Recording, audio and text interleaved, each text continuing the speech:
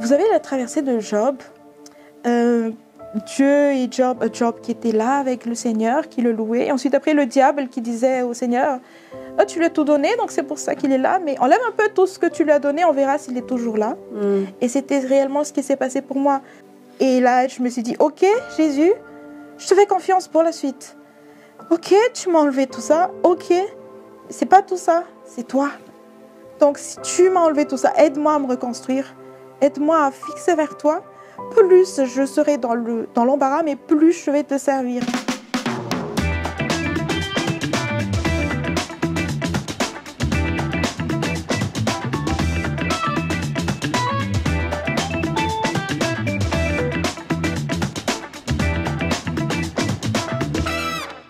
Hello les amis, ravi de vous retrouver pour une nouvelle émission coupée en 4. Alors comme toujours, on va faire un petit relooking à une personne qui va nous raconter son histoire. Et la femme que nous accueillons aujourd'hui a d'ailleurs fait très jeune ce pas de foi, puisqu'elle n'avait que 9 ans quand elle a fait cette première expérience avec Dieu. Pour autant, les épreuves de la vie n'ont pas manqué. Et c'est ce que va nous expliquer aujourd'hui Ekena. Bonjour Ekena. Bonjour. Ravie de t'accueillir dans ce salon de coiffure coupé en 4. Alors, tu connais le principe de cette émission. Moi, je vais te couper les cheveux, je vais te faire une nouvelle coiffure et toi, tu vas nous partager ton histoire de foi, un parcours alors jalonné de défis personnels mais aussi professionnels. Mais bon, avant de rentrer dans le vif du sujet, pourrais-tu déjà me dire ce que tu aimerais que je fasse avec tes cheveux ? Alors, je voudrais que tu me les coupes un peu, s'il te plaît, que tu fasses un dégradé. Oui.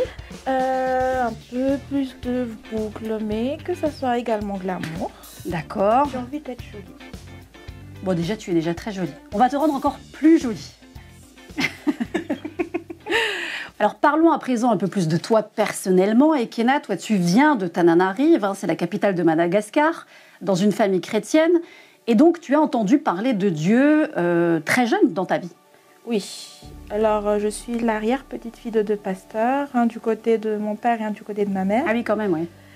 Et j'ai grandi dans une famille chrétienne avec des chrétiens pratiquants. Mon père qui a été un temps président de l'école de dimanche et ma mère qui est toujours au niveau de très pratiquante au sein de l'église. D'accord. Et même nous actuellement. D'accord, donc pour toi, la connaissance de Dieu, l'existence de Dieu, ça a toujours été limpide. Tu t'es jamais posé la question, est-ce que Dieu existe vraiment dans ta jeunesse ? Tu as toujours eu cette idée de se dire, c'est une évidence ? Une évidence, je pense oui. De toute manière, quand on était petite, ou quand on était petit, oui. On nous obligeait à aller à l'église le dimanche. Donc c'était quand même une routine aussi, prier avant le repas, et on nous parlait déjà de Jésus quand on était enfant. Ouais.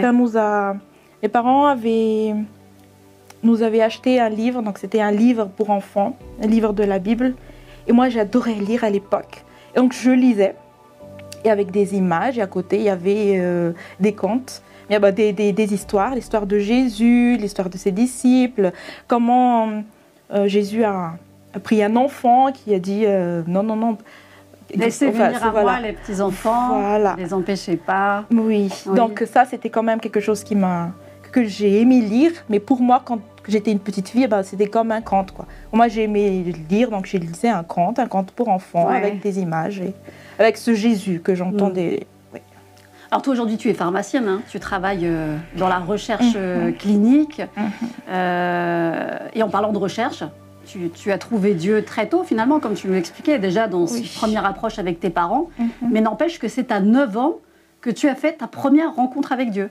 Oui, c'était à 9 ans, c'était un dimanche matin. Donc, comme d'habitude, on nous emmenait à l'église, donc moi je dis pourquoi pas. Notre vie, donc... d'un point de vue financier, ça n'allait pas. Après, c'était aussi la crise à Madagascar à l'époque, crise de 2002. Au sein de la famille, le mariage de mes parents n'allait pas. Je voyais mes parents se déchirer devant moi. Tu es fille unique ou tu as des frères et sœurs ? Non, j'ai un petit frère et une petite sœur. D'accord, donc vous étiez 3. Oui. Et tous les 3, vous étiez un petit peu témoins de cette crise qu'il y avait dans le couple de tes parents ? Oui, mais les 2, ils étaient trop petits Ma petite sœur est née en 99, donc elle avait 3 ans, et mon frère en 95. Donc forcément, c'était moi qui étais beaucoup plus... Tu étais l'aînée. Voilà. Donc je comprenais un peu plus. Et après, pour moi, d'un point de vue personnel, ça n'allait pas. Donc avec tout ce brouhaha, je me suis dit, Jésus, ok, tu existes. Et je me souviens même du prêche du pasteur qui disait, ce jour-là, qui disait, viens à moi. Viens à moi. Donc à tes 9 ans. À mes 9 ans, qui me disait, viens à moi et je changerai tout ça. Ok. Viens à moi. Et du coup, j'ai dit, ok, Jésus, je viens vers toi, je te dépose tout ça et change ma vie, s'il te plaît. Coupe-moi tout ça et change ma vie. Et ce jour-là, j'ai fait le pas. Donc, je pense que c'était en avril 2002. Tu étais déjà réellement consciente, vraiment, de t'approcher de Dieu, de Jésus à 9 ans? Oui. Donc c'est vrai qu'on peut le dire, tu as quand même grandi auprès de parents, c'est vrai, qui connaissaient Dieu et qui t'ont tout de même transmis leur foi. Pourtant, l'ambiance familiale, tu le dis, n'était pas toujours au beau fixe. Tu as malheureusement grandi dans un climat difficile quant au mariage de tes parents, sans compter les défis aussi personnels. Et ça, c'est ce que tu vas nous expliquer dans la partie coupe de cette émission Coupée en 4. Coupée en 4, ça continue avec notre invitée Ekena, toi qui as grandi auprès de parents chrétiens. On pourrait quand même se dire que pour le coup, tout devrait bien se passer au sein du foyer. Non, malheureusement non. J'étais témoin des conflits. C'était... Bon, à l'extérieur, c'était l'image qu'on donnait. Et encore, les proches savaient que ça n'allait pas. Notamment, je me souviens d'un conflit de mon père et de ma mère. Donc, ma mère qui venait de France, et qu'elle devait... bref, je pense qu'elle devait repartir et tout. Et la maison n'avait pas d'argent. Et je me souviens du conflit de mon père qui disait « Oh ben, on n'a pas d'argent, on n'a pas de repas, on sort tous les deux et laissons les enfants avoir faim. » On sort tous les deux, c'est-à-dire c'est-à-dire qu'ils sortent et nous on n'aura pas. Et vous n'aurez pas mangé. Ouais, c'est une phrase dans les conflits. Et ma mère, je me souviens plus qu'est-ce qu'elle a répondu. Et moi à l'époque, parce que je voyais déjà qu'il avait des soucis d'argent, donc j'avais ma petite tirelire. Et j'ai pris ma petite tirelire avec de l'argent, je l'ai donné à ma nounou et je lui ai dit « Tu peux nous acheter à manger avec ça, s'il te plaît ?»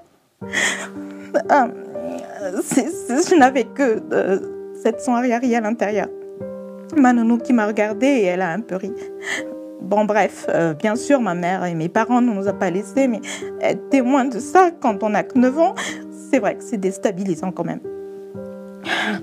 Oui, clairement, c'est sûr que tu te retrouvais quand même livrée à toi-même, pour le coup, avec des parents qui n'étaient pas forcément soucieux de ce qui pouvait t'arriver. Je pense que c'était pas trop qu'ils n'étaient pas soucieux, c'était en conflit, parce que je pense que ma mère avait de l'argent, mais que parce qu'elle devait revenir de France, il avait les billets et tout. Mais bon, c'était quand même une phrase dont on était qui t'a bien victime, marqué. Et ça m'a marqué. Je comprends. C'est vrai que quand on grandit avec ça, c'est pas évident. Et d'ailleurs, ce qui n'était pas évident non plus, c'est que dans ta vie professionnelle, ou en tout cas tes études, aussi pour toi, pour le coup, à la base, tout allait bien, mais là aussi, ça a un peu vacillé. Je vous avoue que moi, parce que quand on est quand même victime de quelque chose comme ça, on veut réussir. Et on m'a dit qu'à l'époque, pour réussir, il faut étudier. Et du coup, moi, j'ai voulu vraiment étudier. J'étais carrément meilleure dans ma classe. C'était parce que tu avais aussi le souci de manquer d'argent aussi. Voilà, oui. Parce que tu te disais qu'il fallait que tu réussisses pour que ça ne t'arrive pas à toi. Voilà. Et que ça ne m'arriverait pas à mes enfants surtout. Oui. Donc déjà, à l'époque, je voulais avoir une vie stable et avoir aussi une future famille stable. Pour le coup, et pour ne pas offrir ce type de climat à mes enfants. Et donc... là, pour le coup, tu réussissais, mais le climat familial dans lequel tu étais, t'as posé problème? Je vous avoue que ça m'a marqué. Ça m'a marqué sur plusieurs domaines. Moi, j'ai juste une question aussi qui me taraude un petit peu, c'est-à-dire que tes parents, tous les deux, ils étaient quand même très investis pour Dieu. Est-ce que toi, dans ta vie de jeune fille, de petite fille ou de jeune fille à ce moment-là, ça n'a pas posé problème dans ta foi de voir que tes parents, qui étaient investis avec Dieu, qui croyaient en Dieu, n'avaient pas l'amour que toi t'attendais justement d'eux à ce moment-là? Ça t'a pas posé problème dans ta foi? Non. Parce qu'en fait, le jour où j'ai offert mon cœur au Seigneur, je me suis dit, tu gères. Jésus, tu vas gérer. Donc, peu importe ce que je vais voir, je sais que tu seras derrière. Et du coup, ça ne va pas me déstabiliser parce que tout ce que je vais croire, je ne vais pas croire en ce que je vois, mais je vais croire en ce que tu dis. Et dans ta parole, en fait, toi, tu es le meilleur et tu agis. Et donc, non, ça ne m'a pas déstabilisé.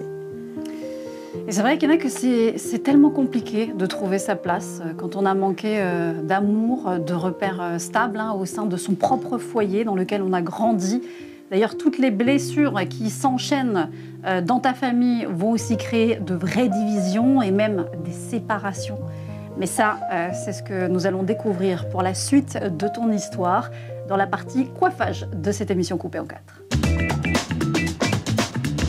Et on poursuit l'aventure Coupée en 4 avec toi, Ekena. Toi qui avais soif de plus de Dieu dans ta vie, tu avais des ambitions et des rêves qui ont malheureusement été impactés à cette époque, et notamment à cause du départ de ta mère, mais aussi du divorce de tes parents.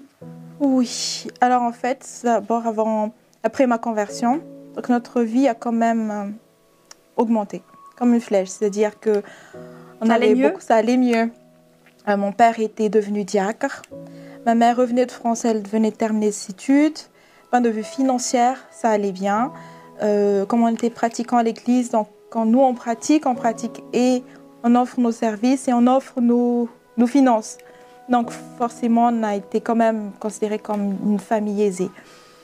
Après. Donc après, d'un point de vue financier, les choses se sont améliorées. Oui, se sont améliorées. Du côté de mes parents, ils ont essayé de faire des efforts. Je vous raconte un truc. Le jour où ma mère appelait mon père chéri à l'église, j'étais étonnée. C'est la première fois que tu entendais ta maman avoir une parole d'affection? Non, appeler mon père chéri. Les affections, bref, parce que comme on était souvent dans un conflit, donc pour moi, finalement, à la fin, le conflit, c'était un peu le quotidien, quoi. Donc le fait d'entendre ma mère appeler mon père chéri, c'était bizarre. C'était très bizarre. Et voilà. Mais ensuite, après, oui. Donc, le jour où j'ai dit à maman et à papa que j'allais faire le catéchménat, c'était en janvier 2008. Premier dimanche janvier 2008. Donc, j'ai dit, je vais faire le catéchménat, je vais offrir ma vie au Seigneur. Je vais faire une formation pour ensuite être invitée à la table du Seigneur. Et là, c'était déjà une dispute. C'était une grosse dispute sur la façon dont quelle parole m'équiper pendant ce voyage. L'autre dit c'est une guerre, l'autre dit j'ai galéré toute ma vie, je fais une guerre, je ne veux pas donner ça à ma fille. Donc en fait, ils ne voulaient pas que tu t'investisses aussi dans ta vie avec Dieu? Non, c'est pas ça. Ça veut dire qu'ils ne sont pas d'accord sur tout, que finalement, même sur un conseil, ils sont dispersés. C'est-à-dire l'autre, ils sont dispersés et ça, il est une guerre. Et le mercredi, avant que j'entame ma première formation, il y avait une grosse dispute à la maison, sur n'importe quoi, mais après c'était concernant l'argent. Et c'était arrivé aux mains. Ah oui? Oui, donc là, il y a Entre mon tes père. parents? Oui, donc là, il y a mon père, là, ici, ma mère qui est ici, ma mère qui tient un couteau, et moi, je suis entre deux. J'avais 14 ans et demi. Et je criais, je hurlais, et les deux, ils se criaient dessus. Et ensuite, ils se couraient après, et moi qui étais en pleurs et qui criais, maman, arrête, ça suffit, maman. Mon petit frère qui était juste là, qui n'arrivait rien à dire, il avait 12 ans et demi, et ma petite sœur, qui avait 6 ans de moins que moi, qui a juste mis ses mains dans son visage et qui a pleuré. Donc en fait, cette scène était devenue entre nous trois. Et voilà, donc ils se sont disputés, ils se sont criés. Et au final, le pasteur est arrivé. Et ensuite, à ce moment-là, pendant la dispute? Juste quelques minutes après la dispute. Donc il est arrivé. Et il s'est dit, c'est tellement chaud entre vous. Quelque temps après, ma mère lui a dit, à ce qu'il paraît, qu'ils n'avaient pas eu une bonne formation de mariage, ce qui a causé beaucoup de choses dans leur mariage. Donc le pasteur, lui, il a voulu leur offrir une formation de mariage. Et sauf qu'ils n'ont même pas entamé je sais pas, ils ont peut-être entamé la formation que cette fameuse dispute est arrivée. Et du coup, lui, il s'est dit, tiens, on va aller, on va d'abord faire en sorte que vous preniez un peu du recul, vous deux.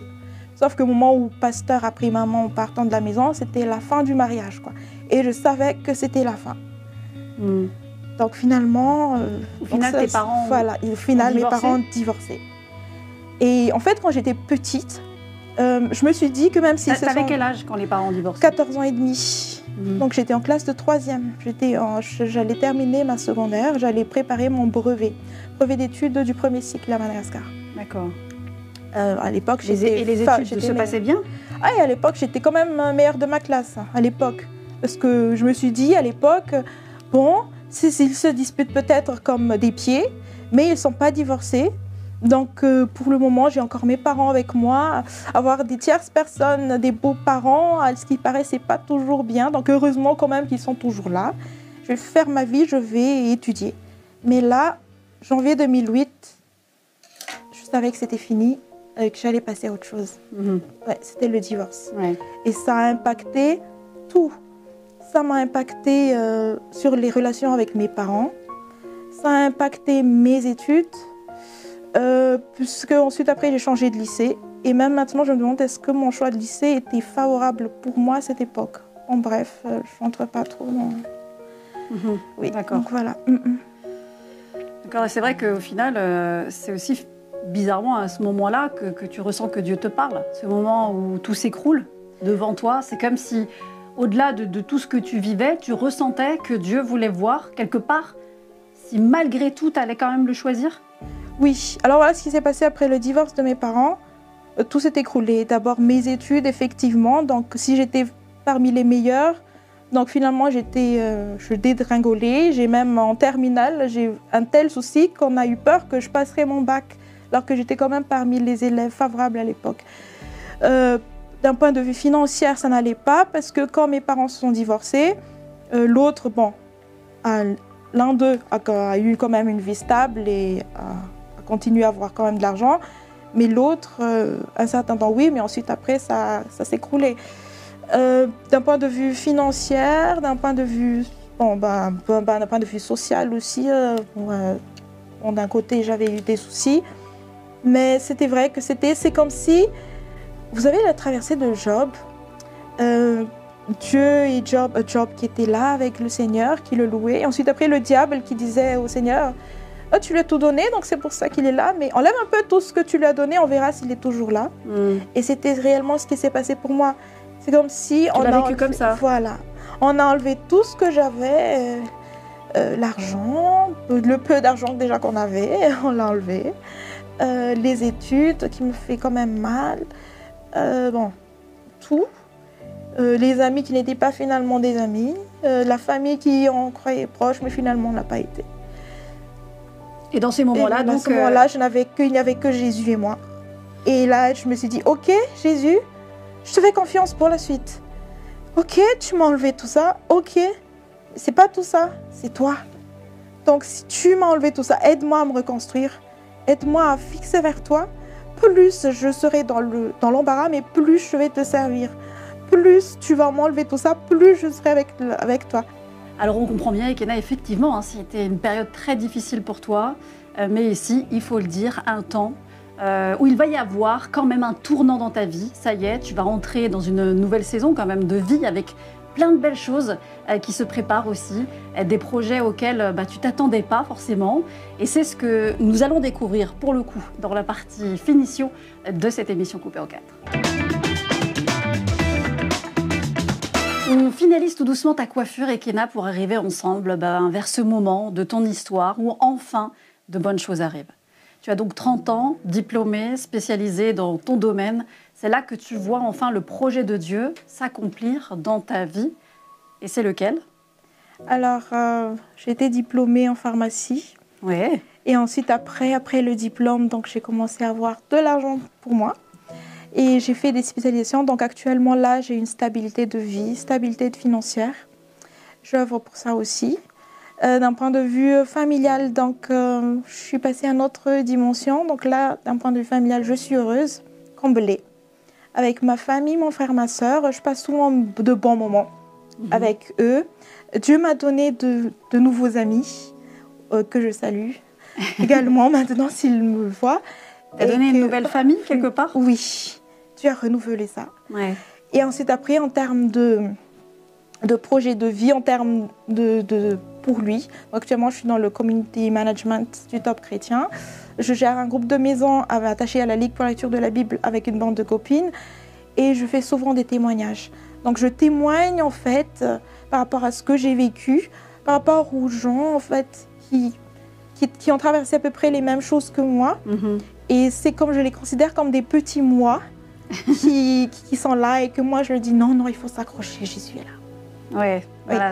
Dieu utilise finalement nos propres échecs, nos propres expériences de vie pour aider d'autres personnes à s'identifier aussi et puis finalement aussi dire qu'en vrai il y a une solution. Et c'est vrai que quand Dieu nous fait des promesses, il faut juste continuer d'y croire, Ekena, et c'est ce que tu as réussi à faire justement.